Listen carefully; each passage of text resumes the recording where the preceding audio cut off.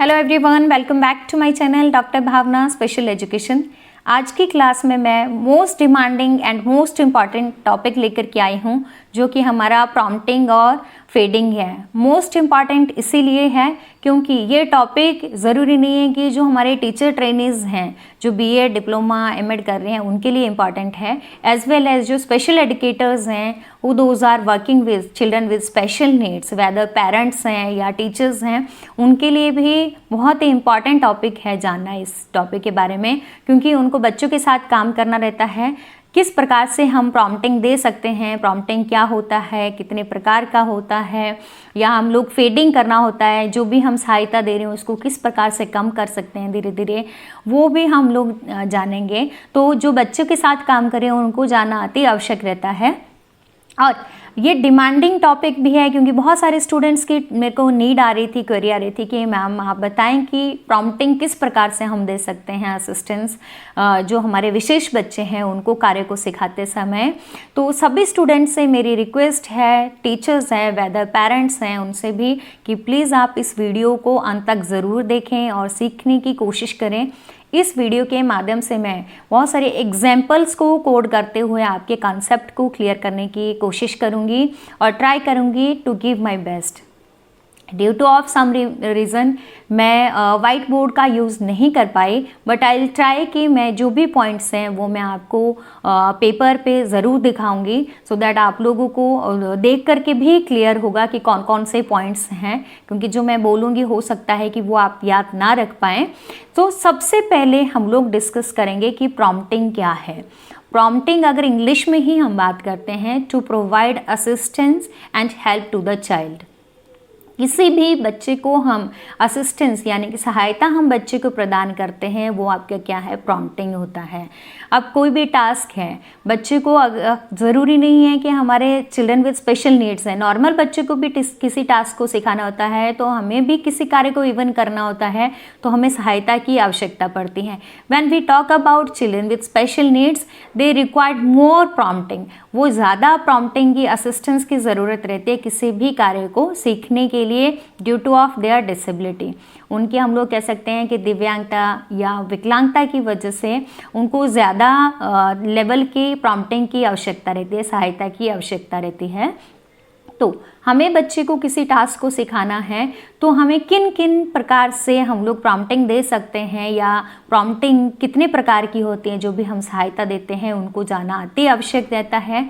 सबसे पहले यदि हम लोग बात करते हैं प्रॉम्प्टिंग के टाइप्स की, तो मैं एक बार आपको पेपर पे ज़रूर दिखाना उचित समझूंगी कि this is here are the mainly types of prompting।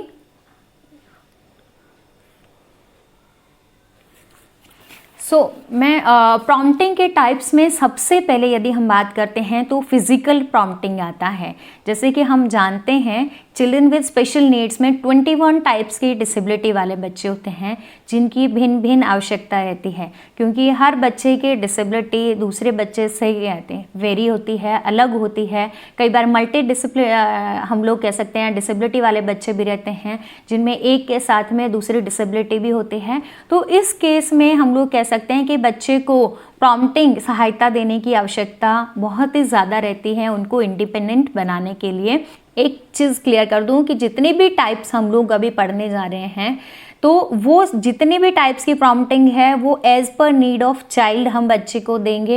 ये ज़रूरी नहीं है कि हमने ये टाइप्स को पढ़ लिया तो हमें जब भी लग रहा है कि बच्चे को ये देना उचित है तो हम दे देंगे। नो, जब हमें लग रहा है कि बच्चे की नीड है उसी टाइम हम बच्चे को सहायता देंगे, हम अपनी मर्जी से नहीं देंगे। अगर हम लोग अपने अकॉर्डिंग, जब हमें लग रहा है कि ये तो नहीं कर पा रहा है, वह इसको फिजिकल प्रॉम्प्टिंग या इसको ये टास्क मैं खुद ही करके करवा देती हूँ, बच्चा खाना नहीं खा रहा है, बच्चा हाथ नहीं उठा रहा है और उसको मुंह में डाल दें, तो इससे डिपेंडेंसी लेवल बढ़ जाता है।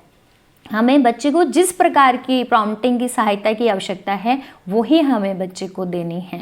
अब हम लोग फिजिकल प्रॉम्प्ट की बात कर रहे हैं, शारीरिक रूप से सहायता हम बच्चे को देंगे। शारीरिक रूप से सहायता मतलब कि बच्चा अगर किसी टास्क को करने में असमर्थ हो रहा है, बच्चा चलने फिरने में असमर्थ हो रहा है, बच्चा लिखने में अगर हमें लग रहा है कि लिख नहीं पा रहा है, कि वो पेन को होल्ड नहीं कर पा रहा है, तो उस केस में हम बच्चे के हाथ पे हाथ रख करके बच्चे को क्या करेंगे, शारीरिक रूप से सहायता दे देंगे। जैसे कि मैंने आप लोगों को अभी कॉपी में भी दिखाया कि जो हमारी फिजिकल प्रॉम्प्टिंग है, शारीरिक सहायता है, ये 2 प्रकार की है। फर्स्ट हम लोग कहते हैं कि फुल हम प्रॉम्प्टिंग है and second is partially prompting. Full prompting जैसे नाम से ही क्लियर हो रहा है कि बच्चा फुली क्या है, बच्चे को हम लोग पूरा सपोर्ट देंगे, फुली तौर से हम असिस्टेंस प्रोवाइड करेंगे। किस प्रकार से? फॉर एग्जाम्पल कि मैंने बच्चे को टैप करने के लिए टेबल को बोला और बच्चा उसको टेबल को टैप नहीं कर रहा है, तो मैं क्या करूँगी, बच्चे की बैक साइड में जा करके उसके हाथ पे हाथ रखते हुए, दोनों हाथ पे हाथ रखूँगी और उसको वो टैप कर, उसको मतलब मैं खुद से उसको हेल्प कर रही हूँ, उसको उसके हाथ को उठाते हुए और टैप कराऊँगी। और इसी के साथ ही साथ यदि मैं बच्चे को लिखने के लिए कुछ बोला, फुल मैं प्रॉम्प्टिंग की बात कर रही हूँ, तो बच्चा पेन को होल्ड नहीं कर रहा है, बच्चे को अगर पेन दिया जा रहा है तो वो नीचे गिरा रहा है, तो उस केस में मैं क्या करूँगी, बच्चे के हाथ में वो पकड़ाऊँगी और उसके हाथ पे हाथ रखते हुए फुल सपोर्ट दे रही हूँ। तो वो मैं उस तरह से उसके हाथ पे हाथ रखते हुए उसको क्या करूँगी, 1 2 3 जो वटेवर मैंने जो टास्क लिया है वो बच्चे को करना सिखाऊंगी, जो हम लोग फुल सपोर्ट करें। अब पार्शियली में बात करते हैं। मैंने पार्शियली कि मेरे को लग रहा है कि बच्चा पेन को होल्ड कर सकता है लेकिन वो कर नहीं रहा है, तो मैं क्या करूँगी कि बच्चे के, अब मैं पूरा उसको सपोर्ट नहीं दे रही हूँ, जो मुझे लग रहा है कि अगर बच्चे के एक फिंगर रखने से ही अगर काम चल रहा है तो मैं बच्चे के हाथ पे यूँ हाथ ना रखते हुए उसके फिंगर रख दूँगी। या मुझे लग रहा है कि बच्चे के शोल्डर पे दोनों हाथ ना रखते हुए अगर मुझे लग रहा है कि उसके उंगली रखने से ही काम चल रहा है, तो मैं उसको पार्शियल तौर से हम उसको क्या करेंगे, सहायता प्रदान करेंगे। ये तो फर्स्ट टाइप हुआ। अब सेकेंड टाइप की यदि हम बात करते हैं, विजुअल प्रॉम्प्टिंग। विजुअल नाम से क्लियर हो रहा है कि दृश्य सामग्री की हेल्प से हम लोग कह सकते हैं या दृश्य सहायता दे सकते हैं। दृश्य सहायता कैसे दे सकते हैं?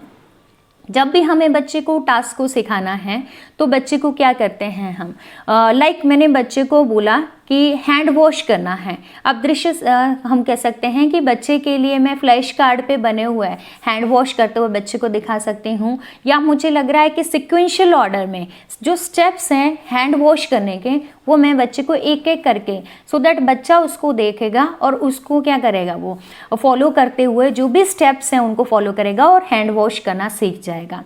ये विजुअली हमारी प्रॉम्प्टिंग रहती है, जो हम लोग कहते हैं दृश्य रूप से सहायता देना। थर्ड वन हमारा आता है वर्बल प्रॉम्प्टिंग। वर्बल प्रॉम्प्टिंग हम लोग कहते हैं शाब्दिक सहायता देना। शाब्दिक सहायता की ज़रूरी नहीं है कि जो स्पेशल चिल्ड्रंस हैं उनको ही पड़ती है, मैक्सिमम नंबर ऑफ स्टूडेंट्स को।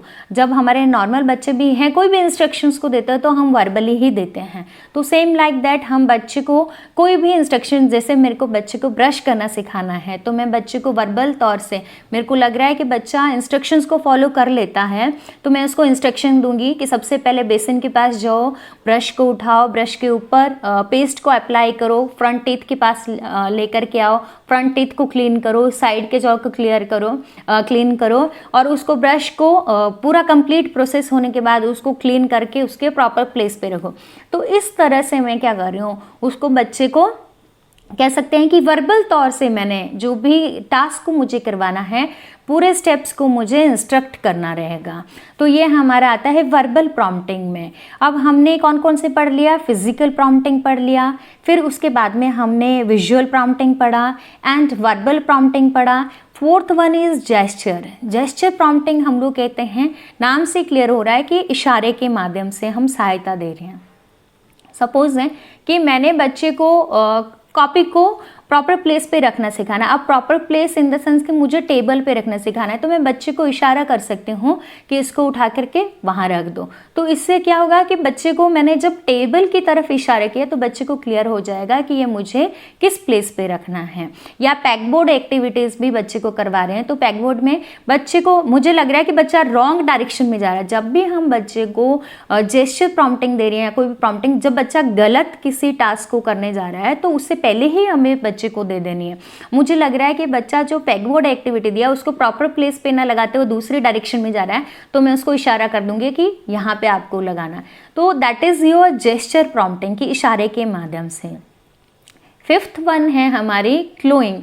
क्लूइंग मतलब कि हिंट देना, जो हम लोग एक लेमन भाषा में बोलते हैं कि हम बच्चे को हिंट देंगे। हिंट इन द सेंस कि जब मैंने बच्चे को सपोज कीजिए कि मैंने बच्चे को पूछा कि एप्पल का कलर कैसा होता है, या मैंने बच्चे को बोला कोई फ्रूट की पिक्चर दिखाई मैंने बच्चे को, और मैंने बोला ये कौन सा फ्रूट है।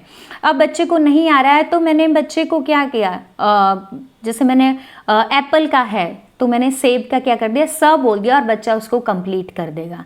मतलब कि मैंने उसको हिंट दे दिया। मुझे पता है कि बच्चे को याद है, बच्चे को पता है उस फ्रूट के बारे में, लेकिन वो कंप्लीट नहीं बोल पा रहा है, उसके लिए मैं उसको क्या कर रही हूँ, हिंट दे रही हूँ। जब हिंट देंगे तो उसको क्या कर लेगा, वो कंप्लीट कर लेगा।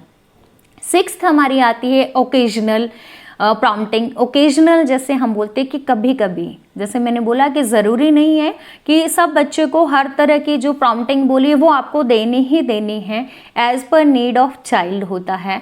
मुझे लग रहा है कि बच्चे को अगर फिजिकल प्रॉम्प्टिंग की ज़रूरत पड़ रही है, बच्चा होल्ड नहीं कर पा रहा है पेन को, तो मैं उसके हाथ पे हाथ रखूँगी, उसको मैं हाथ पे हाथ रखते हुए 1 लिखना सिखाऊंगी। मुझे लग रहा है कि बच्चा कर सकता है। बच्चे को अगर मेरी वर्बल इंस्ट्रक्शंस देने से ही काम चल रहा है तो मैं उसको वर्बल ही दूंगी। सम टाइम क्या होता है कि पेरेंट्स हैं, स्पेशल एजुकेटर हैं, बच्चा अगर खाना नहीं खा रहा है तो उसको बेचारा समझ करके उसके मुंह में, हम लोग कह सकते हैं ना कि स्पून फीडिंग करा देते हैं, उसके मुंह में रोटी डाल देंगे। वो गलत प्रैक्टिस है।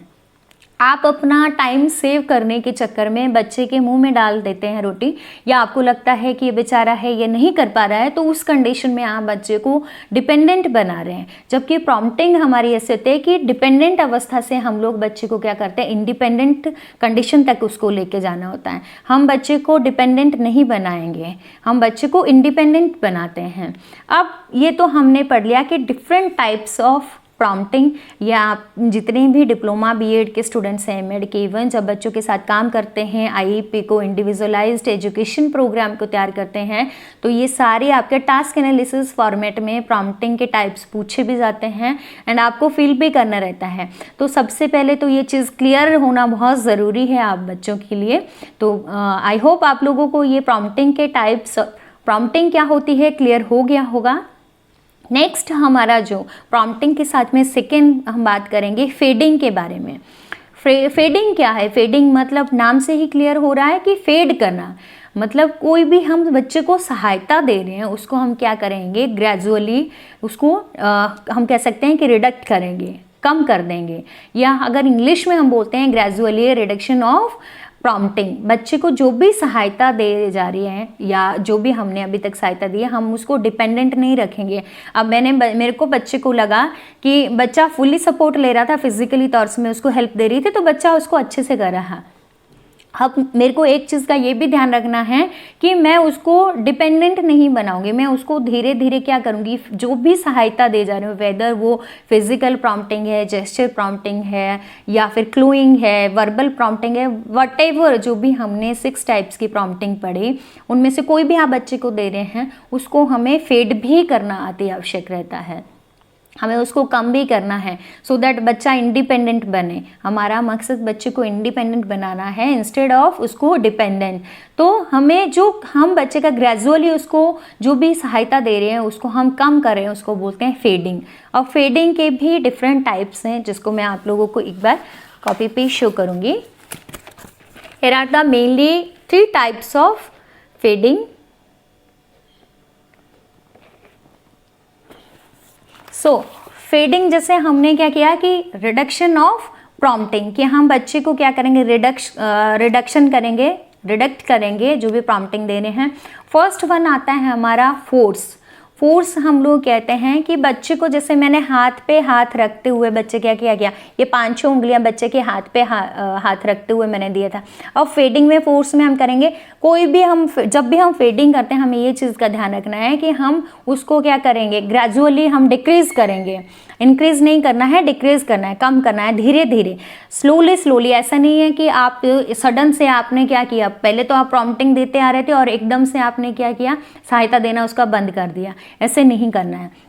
मैंने बच्चे के हाथ पे हाथ रखते हुए अगर मैं बच्चे को टास्क सिखा रही थी तो धीरे धीरे मैं क्या करूँगी, उसके हाथ से हटा करके शोल्डर तक ले के आ रही हूँ, या शोल्डर्स उसके बाजू तक ले आ रही हूँ, फिर उसके शोल्डर तक ले के आ रही हूँ, या मुझे लग रहा है कि मैंने फुल्ली 5 फिंगर्स उसके हैंड पे रखी थी, तो मैं उसके एक finger he only, so that बच्चे को यूँ लगे कि नहीं मेरे साथ में कोई है। तो हम क्या करेंगे, फोर्स में धीरे धीरे उसको क्या करेंगे, कम करेंगे, या बच्चे के बैक साइड पे खड़े होकर के ओनली उसके शोल्डर पे ही एक फिंगर रखेंगे। एंड नेक्स्ट हमारा जो सेकेंड फेडिंग का टाइप है that is your space. Space की जब मुझे लग रहा था कि बच्चा टास्क नहीं कर रहा है और मैं बच्चे के बैक साइड में खड़ी हुई थी, तो अब मेरे को ऐसा नहीं है, मेरे को मतलब कि फीडिंग में है कि मैं बच्चे के अब हर वक्त बच्चे के साथ में खड़ी नहीं रह सकती हूँ, तो मैं क्या करूँगी, धीरे धीरे अगर मैं बच्चे के पीछे खड़ी हुई थी तो मैं बच्चे के साइड में आकर के बैठ सकती हूँ या खड़ी हो सकती हूँ, या फिर मैं थोड़ी सी दूरी उससे बना लूँगी, सो दैट उसको क्या है, मतलब जो भी स्पेस बच्चे के और मेरे बीच में था उसको मैं क्या करूँगी, ग्रेजुअली इंक्रीज करूँगी। मतलब बच्चे के और अपने बीच में जो स्पेस है उसमें मैं कह सकती हूँ सिंपली कि हम दूरी बनाएंगे बच्चे से, वो भी धीरे धीरे करेंगे।